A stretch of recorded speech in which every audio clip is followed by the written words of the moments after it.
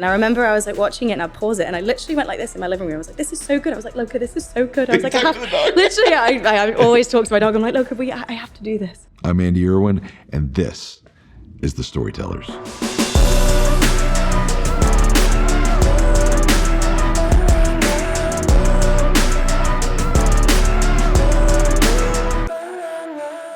Coming up on this edition of The Storytellers, we have a new face for you. We have Sophie Skelton.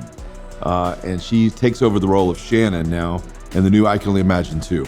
And when Sophie signed on to the project, we were thrilled out of our minds. She has a huge following as Brianna from the hit series Outlander. And she takes on this role of Shannon and just absolutely is a powerhouse. And so I can't wait for you to hear her story. She's highly entertaining. You're in for a treat. So without further ado, welcome my guest, Sophie Skelton. So, Sophie Skelton, welcome to the show. Thank you. This is exciting. Yeah, glad to have you on. It's Thanks the Storytellers. It's great. Yeah. I feel like I've seen you like every day for a while because I'm in an edit suite and I've been looking at you for months. But like sick of this face. Yeah, no, not at all. But we've missed you. We had a lot of fun on the film. We loved having you part of it. Thank you. Honestly, I was saying when we were doing the junket yesterday, and I was like, this has been my best experience on a film set ever, and it starts from you guys, and trickles down from the top. So thank you. It was amazing. Well, you've been one of my favorite actors that we've gotten a chance to work with. Like you say that to everyone. No, I do not. I do not. I do not. It is honest. I'll give you $20 later. Yeah, absolutely. The thing I don't know what it is about like Brits, but like. You just have such a depth to you that I think sometimes it's hard to find here. Like, what is it about British actors that you feel like you come so much more well prepared? I've thought about this a lot, actually, because I have a history in theatre, and so I feel like I don't know why that seems to just be a common denominator, although I do think it's a completely different style of acting. And the reason I moved into TV and film was because theatre often felt, especially when I was a kid, it just felt like you had to make everything so big, and that felt really on show. Whereas TV and film is very much just like, if you think it, the camera will see it, and you're kind of letting people in as opposed to demonstrating. Yeah. So I don't know why the theatre thing always seems to be a common denominator. Maybe it's just because you kind of, I think you said to me a lot, like, you know your instrument so well. Yes, I think because you've done that range, you kind of just know where to tap in and out. You can kind of see the linear way that you've got to go, and you can reach different parts of it and move. But honestly, I don't know, and I'm actually not joking. I don't know if there is also an element of, with Brits, we're very much like, keep calm and carry on. Yeah. And I was saying this to my hair and makeup ladies earlier. I never used to cry in front of people, and I would like, some of my good friends in school, I remember being like 17, and one of my best friends, she was like, I've never seen you cry. Right. And one of my favorite places to be is the cinema, because you're so immersed in it, and that I am an emotional person. And like, if I see an old person on the street, I'm like, oh my God, I hope they're okay. And in the cinema, if I would cry and someone would turn to me and be like, oh my God, you're crying. And I would feel really invaded. And I'd be like, oh my God, stop looking at me. Yeah. So I feel like there was a lot of things that were squashed down. So there's just a lot of stuff in there that I feel, because I do feel a lot, but I've pushed it down, it's there to access. I don't know. And so I wonder if there is genuinely a thing from the keep calm and carry on of the Britishness, that we actually just have so much stuff stored. And actually, if you are artistic and you know how to access those different like compartments in your body, then they're easy to pull from. Yeah. Because often it's just like, I can empathize with the character, and I can feel what they're feeling. And I'm like, oh, I feel that. Here's that little box. And I can then just let it out. I don't know. I love that about you, because it was like, it didn't require a lot of hand-holding. It was just like, hey, let's explore a flavor, and let's try this, and how would this feel? And you would try things like, oh yeah, I got it. And you'd instantly access it. And I'd be like, oh my God, it spoils me as a director. But you started as a dancer, right? Like dancing. I did, yeah. I was a raging tomboy, and my mum was not having any of that. So they forced me to go to ballet. And actually, for years, I would love to see the tomboy version. That's great, dude. Yeah, I mean, I was like the only girl in Boy Scouts. I have 2 older brothers, so anything they did, I wanted to do. And my mum was like, she was determined to get me out of a hoodie and sweat bottoms, whatever you guys call them, joggers. Sweatpants, and determined to get me in a ballet skirt. And the little stubborn brat that I was, I sat and refused to join in every single week. And my ballet teacher for years told this story. So I was like age 2, and they put me in tap as well. I was doing the whole shebang. And for years she told the story, but she never said who it was about. And she said, I had this one student who always wanted to be ready when they were actually going to perform something. So the reason she was saying, and I didn't know this about myself, and then when I was leaving the ballet school at like 18, she said, this was actually you. I didn't ever want to get up unprepared and kind of be behind everybody learning it. I wanted to watch so that I knew the choreography. So it took me like 4 weeks, and I was watching and I knew every single ballet move. And then when I finally got up, I just kind of did it perfectly. And I was like, it's actually kind of cool. I'm kind of proud of myself. Did you bring into that to acting when you finally stumbled into acting? No, it's funny. I'm kind of the opposite. Yeah, because sometimes I almost feel... Because you're not super like controlling. Right. You're very present. When and that's act. why I loved working with you, because you're not afraid to like try something totally different. And sometimes I feel like a lot of directors kind of... They've seen something they like and so like, we got it. And I'm like, but have we? Because we could find something so cool and different that we've not prepared for. What I love as a director is if I go into it not convinced that my idea is right. I know what direction I want to go. I know the overall story I want to tell, but I've cast the right person and there's a mutual trust. Then I'm there to learn as much as anything. Because if I control the environment, the best version that I'm going to get is just what I have in my head. Right, And there's no room for discovery. Yeah, and there's a lot of people when you work with even actors, and I think coming from a theatre background, that I really love working with actors where you can tell they have too, because they're so in the moment and you can throw something at them and it changes their response. Whereas a lot of actors come so prepared that you could just like lose your excuse my French, in a scene, and they just lose your cool in a scene.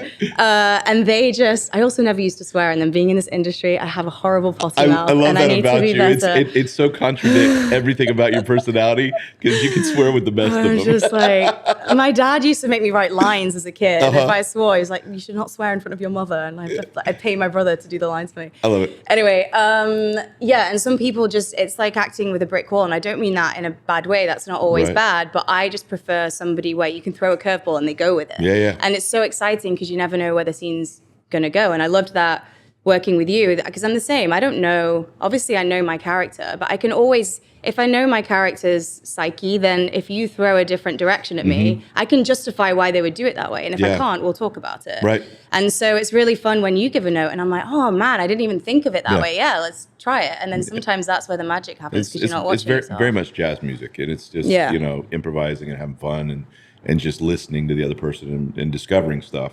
There's something beautiful about the compromise. It's the you know your character. I know the story I want to tell. We go back and forth, and then we find this third option that neither one of us saw. So there's something really, really special about that. For you, like moving from being forced into dancing. I'm making my childhood sound horrific, aren't I? Like, somebody help me. Into acting. What was it about acting that first caught your eye? And like, was there a movie or something that you saw that really sparked your interest first, or a play? What was it that really inspired you first? Good question. I mean, I was actually mildly obsessed with Star Wars. Oh my Queen gosh. Amidala, Natalie Portman. You just became so much cooler to me. Yeah, Have we not talked about Star Wars? I have a photo of me dressed as Queen Amidala. No. Yeah. That was my, we didn't do Halloween. I think maybe I was just dressed as it on an average day. I don't know. We worked all that time and we never talked about Star Wars. No, dude, I would watch it all the time. Oh, that's ridiculous. Yeah, and my brother does a really good Jar Jar Binks. Okay. Yeah. Anyway, so, I mean, there was that. And then I think that was cool because I could relate to like, a strong queen character in this fantasy world maybe. But I also just, I don't know, you know me, I'm kind of an old man at heart. Like I like whiskey, cigars, and war movies. Yeah. So, I mean, Good Will Hunting's not a war movie, but I love that film. But Saving Private Ryan, I would watch that on repeat. And I don't know, I think movie. It's just, it's incredible. And I think my family are big movie people. They're terrible. Like you could name someone and they'd sort of be like, who's that? But they've watched probably every single film. Right. And also just being in the cinema is my favorite place. As we know, I'm not great with my phone and technology. I feel like it just gets a bit busy for me. And so when I'm in the cinema, it's like being on a flight. Even if they have Wi-Fi, I'm like, oh, sorry, flight mode. I just love having that time just completely shut off from the world and being in a dark cinema room where you're just, those characters and you are just experiencing something together has always just been like magical to me. And I think because I maybe didn't want to show emotion a lot, I do think now it's actually kind of my therapy. Like if I haven't dealt with something, even if I think I have, and I have to do a scene where I have to access something and let it out, I feel so purged and so much better after. And I'm like, oh, whew, I needed that. You had a couple of those moments. Yeah, I mean, when I couldn't stop crying, and you were so sweet, you came up, you're like, you're okay, the scene's over. I was like, I know. Yeah, I think that was when the Christopher scene, and then I went and found Shannon and just kind of hugged her for ages. Yeah. Bless her, she was so patient. You know, when you started actually doing this, and you did some TV series, like I think it was Ren was one of your first big breakouts. Like, was there a moment where you're like, I think I could actually do this for a career? What was the moment that was validating to you? Oh, gosh.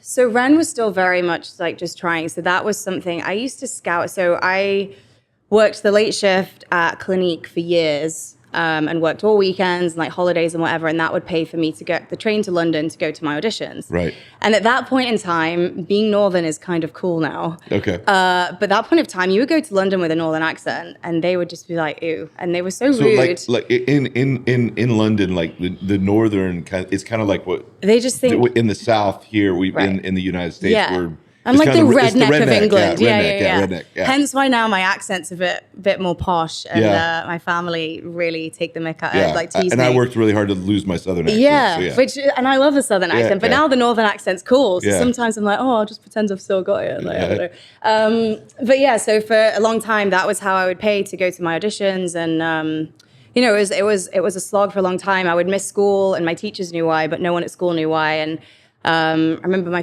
very first proper acting job was a Sainsbury's commercial, which is like a supermarket we have, playing Snow White. And it was just kind of plugging away. And I think I still do sometimes have major impostor syndrome. So I don't think that kind of thing ever went away. But for me, it was Which more... means you're legit. Right. Because like... Every legit actor has that imposter syndrome. But sometimes I feel that's where I do envy American actors, because I feel like Americans just have more confidence and they hold way more... They fake it better. They do, but even the kids on the movie, I'm like, I could not have done that at your age. I was so impressed. It's just like this ownership of their space and just fearlessness. And I'm like, I'm constantly apologizing for my existence. Like, this is good. But yeah, in terms of that moment, I think it was, so I wanted to go to uni. I actually wanted to be a surgeon. So that was kind of what I was tailoring life towards. I love maths and chemistry because I'm an absolute nerd. But then I just had a good traction going with work, with acting. And so I made a deal with my parents, and I was like, if I defer my uni place for 1 year, if I get all A stars in my A-levels, and can I defer for a year just to give acting a go? And they're you have to get all A stars, and like they wrote me a list of like things I had to do or whatever. So I did, and then after the first year, it was going well, and then I also was kind of financially looking after my family at that point, and so the idea of going to uni kind of just got a bit further and further away, and so I deferred it again, and then by the third year, I got Outlander, so I just called the university, and I was like, I don't think I'm coming, you should give that place away, and then, that was it, the rest is history, I guess.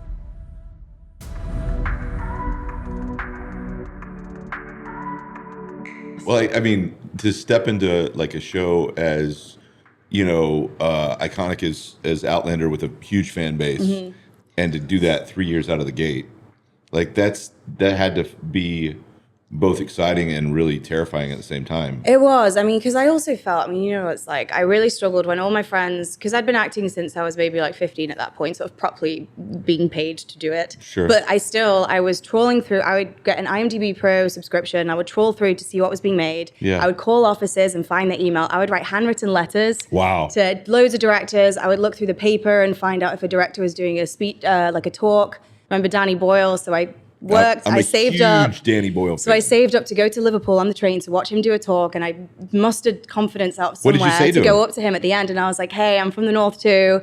I just want to say I'm a big fan." And he was like, "Oh, amazing." And he said, "Message Gail Stevens, who's his ex-wife, but they shoot a lot together." And he was like, "Keep in touch with her. I'd love to work with you." And I did. And then I even wrote him a little letter, and he wrote me like a handwritten letter. And then just, as time went on, Outlander taking up so much time, some of your connections kind of go by the wayside a little bit. But I really, like, any second I had free, I was just trying because it was so hard. All my friends were. If you book a Danny Boyle fan, I will show up to visit on that set. Okay, thanks. So I'm like, Danny, you're co-directing, actually. I'm here as his assistant. That's But great. yeah, but it was hard. I mean, as we know, there's so much rejection. And I just felt, so many of these letters. How did you cope with that? I really struggled, actually. I have to say, yeah, because especially then when it got to the point where all my friends were at uni, I was still working at Clinique in a department store, and I would get parents from the school come up and they'd be like, oh, did you not get into uni? And I'm like, oh, no, I did. And they'd be like, how's the acting going? They would literally air quote me. And I was like, it's fine. Or I'd go in and they'd be like, oh, I hear you had a role on Casualty. Did you have a speaking role? And I'm like, yeah, main character, but no probs. And I'd be like, yeah, I had a few lines. But it was just all the time. It was hard. I was just constantly confronted by the fact that I wasn't anywhere near where I wanted to be. Right. And I was still just kind of stuck in my hometown for a bit. And so until I got a few jobs here and there, but even Ren, so there's this thing called Casting Call Pro, and I would trawl through that. I don't know if it's still a thing, but they would put jobs on there where actors, you'd work for free just for experience. So Ren, I went and did it, and I was like, I just need more experience and more of a show reel. And so there were actually so many jobs at the beginning that I didn't get paid for, and I was like, I just want to work. So honestly, that was probably so helpful because I don't think I'd have got an Outlander had I not done Ren. Wow. So how did you book Outlander? Like, how did that come along? So the audition came through and the show hadn't been out yet. So I called my local bookstore and I was like, I need these books in by tomorrow. And then, to be completely honest, they didn't get them in time. So you had to fake it? No, I illegally downloaded the books online. Oh, no, and I did control find and put in Brianna and just read all of her stuff. Wow. And they were like, did you read it? I was like, yes. Yes, I did, totally. But I knew all her stuff. I was like, that's all I needed to know. Because obviously from the books, they knew where the character was going. So I had scenes from like season 1, but all the way to season 4. Right. She just changes so much. So anyway, I did that audition. Didn't hear for a year. And it was one of those few characters where I actually felt like I need to play her. I felt really protective over her. Right. And so I was pouting about that for ages. And then the show came out, and I remember like my family were watching Outlander, and I was like, oh, don't watch it anywhere near me. I was such a little brat. I was like, I just can't. I don't want to see who got it. I feel really upset about not getting it. And then a year later, pretty much to the date, I get an email through audition for Outlander. And actually, I'd already auditioned for a couple of roles in Outlander and hadn't got them. And then this Brianna role came up again, and I was like, I think we've been here. And they were like, oh no, they just never, and as actors, you never hear, you just don't know. And they were like, oh no, we actually just never put her in the first season. But obviously you don't get told why you're being rejected. You just think you've been rejected. So I just paddied for a year, and that didn't need to happen. And then I went to that, and then I didn't hear for 3 months, and then I had a recall, and then I had a chemistry test. And then actually around Christmas, I didn't tell anyone. So one of my brothers thought I was with the other brother in North, and that brother thought I was with the other brother in South. And obviously with them being boys, they don't talk to each other. And actually I was in LA having my final recall, my first time to LA. And I remember everything on that trip kind of went wrong. So I just remember thinking, I was like, something good has to come out of this. Like my Uber crashed. It was raining in LA, which at the time everyone was like, this never happens. I lost I think it was like my granddad's like little cross I used to carry with me as good luck. And I lost it in the toilet in the airport. My hairdryer blew out. Just like loads of random things were happening. I didn't have signal, so I was trying to like get a car in the middle of LA by myself. And it was such a mess. Oh, my eardrum had popped on the plane. So I'm doing this audition. And I was like, something good has to come out of this.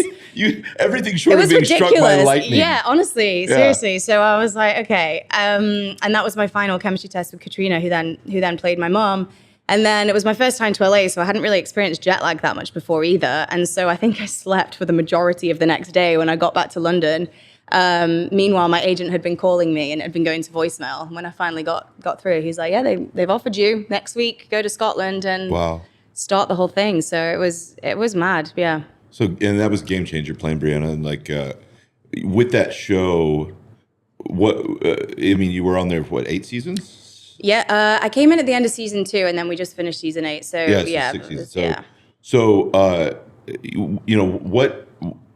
what special memories do you carry from that experience?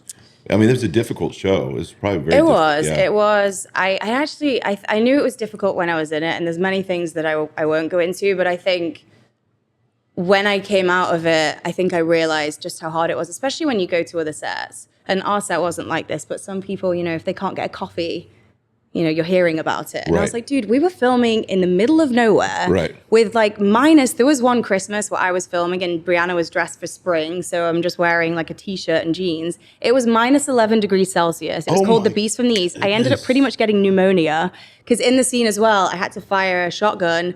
And because it was so cold, the metal had constricted. So the shotgun blew up in my face. It broke the camera. I don't know what has been following me around for the past 10 years, but if I wrote down everything that happened, you'd be like, this is ludicrous. And also I had to fix the car in the scene, so I'm holding cold metal. And by the end, I ended up, over Christmas, I was really ill, I was on antibiotics, I pretty much had pneumonia, and I had to ADR the whole rest of the season because they were like, you sound really croaky. I was like, yeah, because I was filming for you overnight. Poor girl. I was like, so it was just tough conditions. And, sometimes, especially you're in a corset all day, which comes with its own challenges, and you're in the snow, and you're in the middle of nowhere, like mud up to your knees, and then you're in a wool skirt, so that seeps all the water, and then everything's so heavy. And you're lucky if you get a hot drink ever. And quite frankly, there were so many times where it was too far away to go to the portaloos, as we call them. What do you guys call them? Porta potties. Porta potties. There you go. Portaloos sounds a lot more sophisticated. Yeah. So yeah. So honestly, even ours, just the sun was out. And we were just in Franklin, Tennessee, and I'm driving myself to work, and there's no rail. And I was just like, this is absolutely glorious. So they completely prepped you for this. Yeah, being honestly, I can do anything. That's amazing. Yeah. Well, I mean, you had finished this show, and then what happens in our world is, we finished the first movie 8 years ago. Yeah. Wow. But we were at this place of having to figure out what we wanted to do with the role of Shannon. We were, in this movie, and I can only imagine too, she's a mom. Mm-hmm. And, so we wanted to kind of mature her a little bit. And then we weren't able to, and I'm a big fan of Madeline Carroll, who played it in the first movie. Yeah. But it just wasn't all going to work out. And it just the situation didn't work out for that to happen. So we're in the middle of needing to recast, but I wanted somebody that wouldn't skip a beat, that it would really just be a smooth transition. And when the casting director, Bev Holloway, when she brought up you, nice. She's like, if you look at Sophie Skelton, I was like, she's great. I love her body of work. And then we had a Zoom. But she's ginger. Yeah. And I just was like, I had a Zoom, and I just was like with you and Brent McCorkle and I. And after that, and I lead with my heart when it comes to casting. As soon as I light up, they pull me out of the room because I mess up the negotiations. Because I'm like, just give them whatever. I just want them. That's the one. But after it was you, and then you have this giant dog, Loka, Great Dane, that was trudging through that really wanted his moment in the limelight, didn't he? I was like, dude, I'm in the middle of a scene. Yeah, you're in the middle of a scene, crying, and you're pushing him out of the his frame. face just kept coming in. I'm like, Bart. But we just fell in love with how you saw Shannon. So tell me a little bit about that process for you. Before we met, had you watched the original movie? Or did you watch it before around I that time? met you? So I hadn't heard of it. Or did you download the illegal version and watch it online? No, I actually paid for it on Amazon. I have Amazon Prime, but I think I paid $3.50. Okay, actually. good. Okay, great. So first of all, I read the script because that's always where I want to go to first. Because one thing I did with Outlander that I do think was a mistake is that I tried to keep it too much to the book Brianna to a T. Mainly, honestly, because I was just trying to people please and I didn't want the fans to be disappointed. And I already knew that they were disappointed that I didn't have blue eyes and I didn't have ginger hair and I didn't look like Brianna. So I was just being English and people pleasing. Yeah. And I've really learned from it because I would almost fight what's on the page because I was trying to be loyal to the book Brianna. And it kind of put me in a funny place.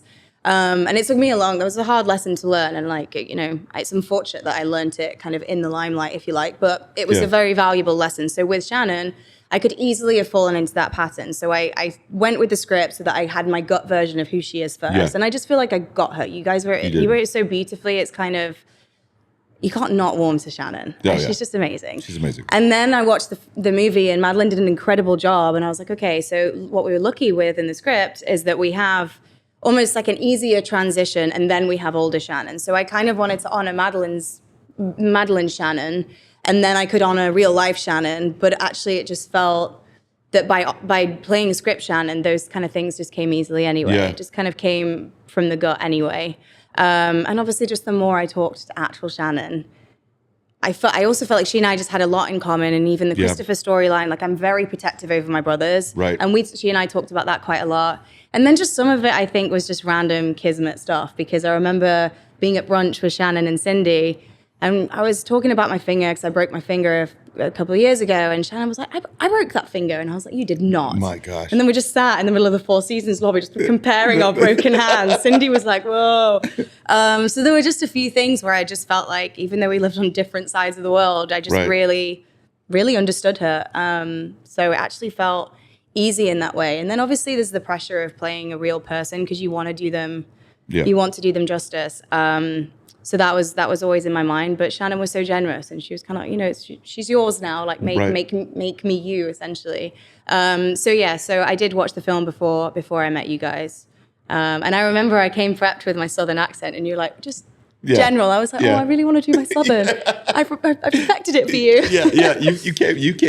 You came fully Southern. Yeah, you got it. It was good. Like, yeah, but no. It was good. I was like, yeah, we're going to do a little bit more Midwest neutral. Because I hadn't met her. And so obviously in the first one, it's like Greenville, Texas, right? So I was like, YouTube, Greenville, Texas. I was downloading, I think I can't remember what it's called, but it's some radio station, and they get different people from all places. So you'll have maybe like a 70-year-old man, and then someone of a different race demographic, and then a younger woman maybe recording. So you can hear the accent in different sort of decades and different sexes as well. Because obviously for me, it's easier to copy a female doing the voice than a male.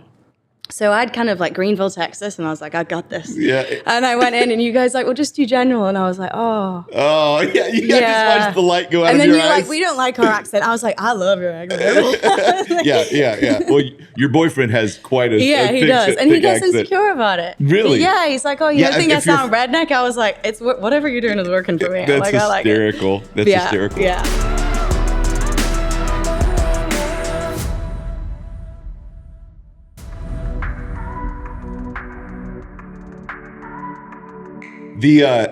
Yeah. So you really came into this, and I loved how you honored all those things. What was it about the story that grabbed you, where you were like, you know, from the original, from the script, what was it that made you just like, okay, this is a world I want to be a part of?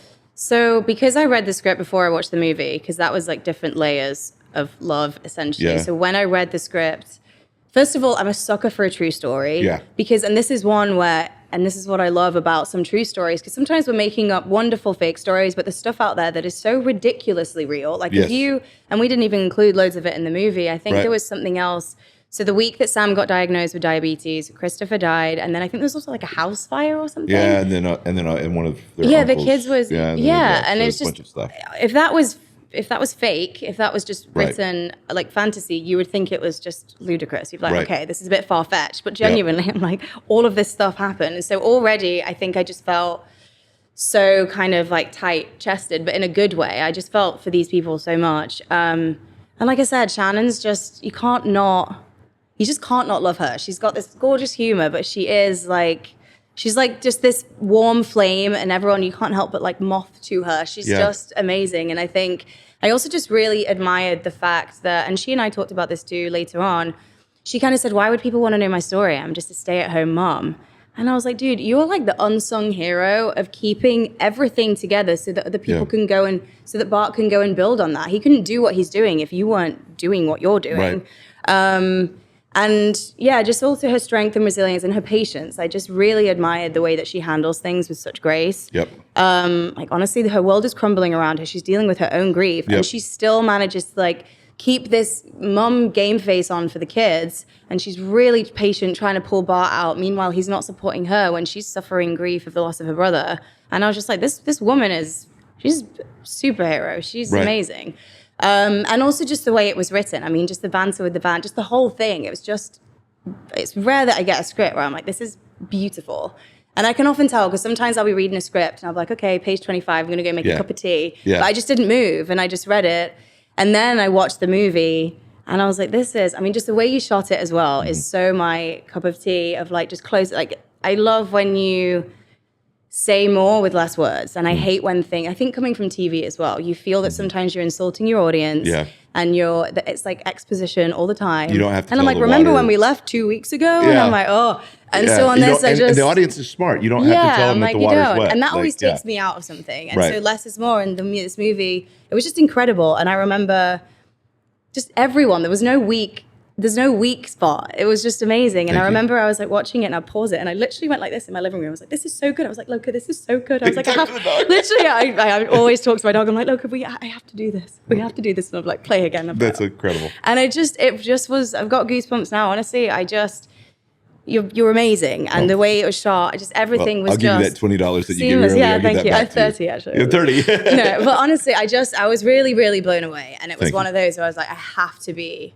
a part of this. And I can always tell in myself, because I really do prepare, because I'm one of those people, you know what it's like when you work for yourself. If I don't put 100% in, I've only got myself to blame. Yeah. So like, I'll cancel plans. I am in, like I Yeah. will. But this one was such a joy to learn and such Yeah. a joy to work on. And I can always tell in myself when I'm trying to give 100% and when I'm dragging to give 100% and when actually just giving 100% feels natural. And like Wow. reading the sides was such a joy that like I just learned it by just reading it over and over because I just loved working on it. And so that was rare. We love that about you. Like once, like that first Zoom, I was so just captivated by the depth that you brought. Thank you. Shannon, because it's hard to play that role in a movie that's a steady, that it's that steady, constant presence that is kind of the emotional backbone of a movie. You know, a lot of times it's easy to play these eccentric characters that are all out on the edges, but a movie doesn't work unless you have a unifying force. And for me, with I Can Only Imagine 2 in particular, Shannon is the unifying force. Like she is the one that holds the world together. And she's the one that is way ahead of Bart as her husband and is always looking for an opportunity to try to bring the family back together and to fight for him without being a nag and without, really lecturing him, but inviting him. And it's just, there's a beautiful strength that you brought to the role. And we saw it on the Zoom right away. That's why I was just like, I told the team, I was like, I don't care what you have to do. Like, I'm not making the movie without her. She's great. And so when you came in, it didn't disappoint. Like, it was a very easy transition. The one thing that you mentioned earlier that I was really impressed is, I know when we spoke, you had a lot of respect for what Madeline had done in the first movie. Yeah. And, we wanted to mature the character some, and we wanted to, really develop her as a mother and these different things. But you also wanted hints of the choices that Madeline had made establishing the character to kind of carry over as an homage to those choices. And then also kind of bring in your own interpretation of Shannon. How did you merge them? Yeah, how do you merge those? Because it's really seamless. It's shocking. Well, because one of the things, thank you. I don't know, it felt, because we had that 10-year jump, it felt easier because I could honor that bit and then do my thing. Yeah. So I didn't have to marry the two worlds as much because I could have this distinction. Yeah. And also I think because Madeline was playing a younger Shannon, that naturally Shannon's body language was different. And even the way, when she and Bart were having arguments in the first movie, the emotions are much more at the surface. Yeah. And that's why when Sammy is in the hospital, I played it where Shannon's really crying and she's like, Bart, I'm scared. And then obviously older Shannon, all of that's a little bit more, not reserved, but it's not let out as easily. You can see that she's internally really struggling, but she's keeping herself together for everyone else. And she's probably, the older Shannon was probably, I played her a bit more like younger me, where I'd just go cry in my room by myself. And it's not, it's holding it back for everyone else. And you can see that she's bubbling. But the thing I like about it is you never did that in a way that felt passive. Right, you always did it where all of that was under the surface. Yeah, well, because I hate acting that you're holding it in. It's like you've got to hold it in. Yeah, it was just suppressed. And that was what made it palpable. Thanks. Because you could feel all of the pain without needing to just, in an indulgent way, express it. And I think that's great acting. Like, that's my favorite kind of emotion, is suppressed emotion. As we made the movie, what were one or two of the moments that were favorite moments for you to kind of to portray? And I know one of them probably got cut, but yeah. Yeah. I mean, it's kind of weird that one would be my favorite. So I think you're referring to the Christopher scene, right? Yeah. What other favorite moments did you have from the making of the movie? I think we were very lucky. Honestly, it felt like the crew, this was kind of a more general favorite moment, but it felt like the crew were part of the cast. And I don't love, sometimes with our industry, it can get a bit hierarchical. Yeah. And there's a separation. And it's like cast and crew don't, the cast hang out with the cast. And I just, one of my best friends is second AD. My other best friend is a VFX producer. And there's the appreciation that I felt on this set that we're all a unit was really palpable. And It was I feel a like special it really chemistry. was. And honestly, even the fact sometimes you finish a scene and Sam's crying and they're all crying. Yeah. And you really felt like they were kind of in the room with you. And sometimes, I don't know what it is, because there's not a distinction I can make, but sometimes on a set, you're very aware of the camera and you're aware that there's people in the room watching your performance. And sometimes on set, it just feels like you're kind of all in like this thing together, and it's not as invasive. I don't know. It just was such a joy. And we didn't have a bad egg on set. Yeah, it was great. it was one of those rare things where I think everybody bought in. Sometimes you have a movie where everybody buys into the culture, and sometimes it doesn't happen. Yeah. You can't force it. You can invite. But on this set in particular, people really did fall in love with the idea of make this a place you want to go to work at every day. Yeah. And that team mentality, and that we don't care who gets the credit as long as we're doing great work. Yeah. And for you, I think the thing that was exciting for you, for me, is it was really important for Brent and I to just communicate to you and the other actresses, though there's a lot of places in the industry that aren't safe, this place is safe. Thank you. Yeah. And we wanted that attitude of safety, because I think you give your best work when you're not having to self-protect. Yeah. And it was one that the environment actually, I really think did. It worked. Ariel and I keep talking about that, and honestly, it's invaluable and it's rare, and we're really grateful. You really did, and I think it even showed in that there were days where I wasn't working, and I'd come to set to see you all, and I'm like, hey, I'm just here to watch. Ariel did the same thing. Yeah, and usually I'm like, oh, what time am I finishing? I want to get out of here, and I was kind of just like hanging around, and I was like, well, they're doing a concert tonight. I guess I'll go along and support from the sidelines. We were filming today, and I looked over, and Ariel's sitting off on the side of the stage like this, saying hey to everybody. I'm like, you wrapped 3 days ago. Yeah. Why are you like, still here? So, and that's so rare. And it came at a time when I think I didn't know how much I needed it, and I needed it. And it just kind of, without sounding dramatic, like restored my faith in why I absolutely love my job. And it was just such a joy. And when it was over, I was like, sure, you don't want any reshoots? Yeah. Like, sure. Cause it just would have been great to just keep going. So yeah, you guys are just honestly really grateful. What do you hope audiences take away from the story? You've finally seen the final cut of the film. Like, what do you hope what they take out of it, and why do you feel like it's a storytelling?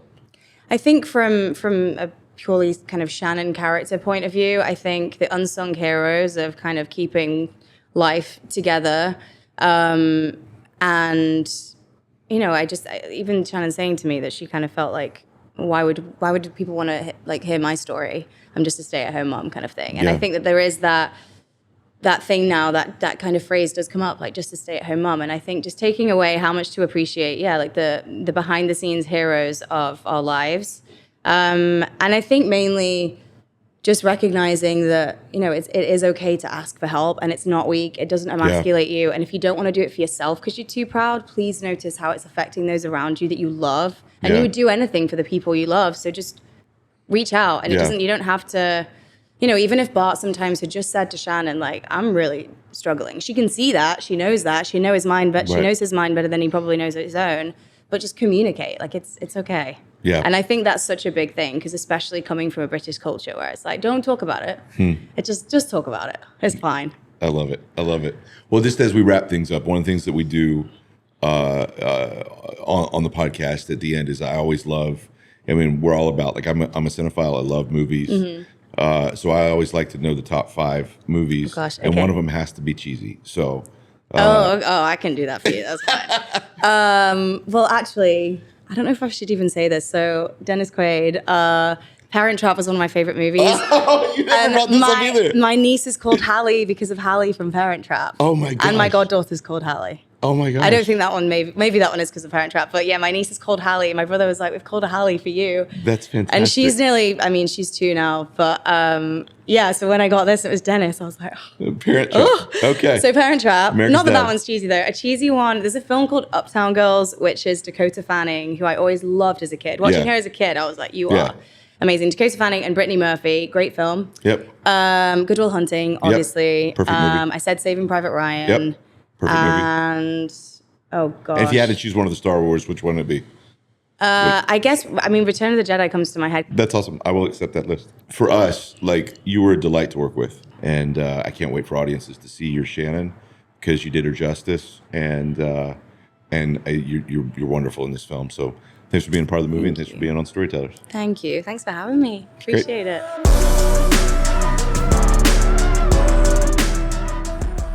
I want to thank my guest, Sophie Skelton. That was an amazing show to be able to kind of hear her story and where she's come from.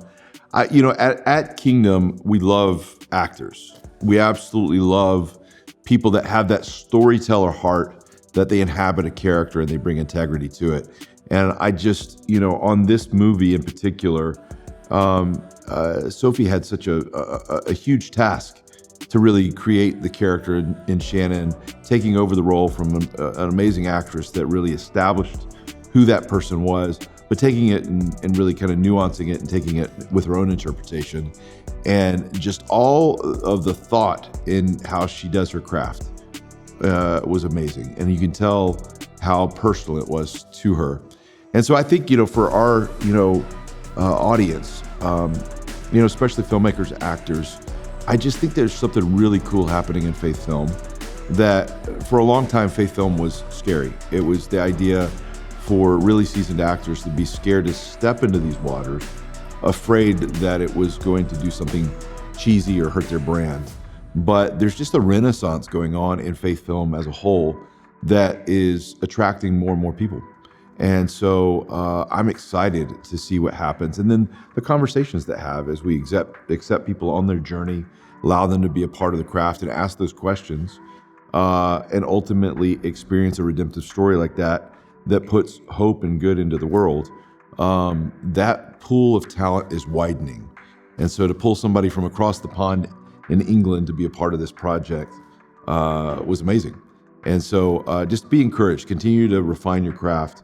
It has never been a better time to be involved in faith film than right now. And that's why we do this podcast. So excited to explore more stories this season with you guys, fill you in on some of the projects we have coming with Kingdom. I can only imagine 2 being one of those, and then others to come. So stay tuned later this season as we continue to explore more stories on The Storytellers. The Storytellers is a Kingdom Story Company production. It is produced by Nick Carey and Beecher Proch with production assistance from Ben and Justin Bailey. Our executive producers are Brandon Gregory and Joshua Walsh. Social media for the show is run by the Troops and Allies team. Our music is Twisted Rooster by Tommy Prophet. Special thanks to our entire team at Kingdom Story Company. To make sure you never miss out on any of our exciting guests, subscribe to The Storytellers on YouTube at Kingdom Story Company or wherever you listen to podcasts. For exclusive first looks at our upcoming films, behind-the-scenes content, and invitations to advanced screenings, join the conversation as a Kingdom Insider at kingdomstorycompany.com. As always, thanks for joining Andrew Erwin and his friends on The Storytellers.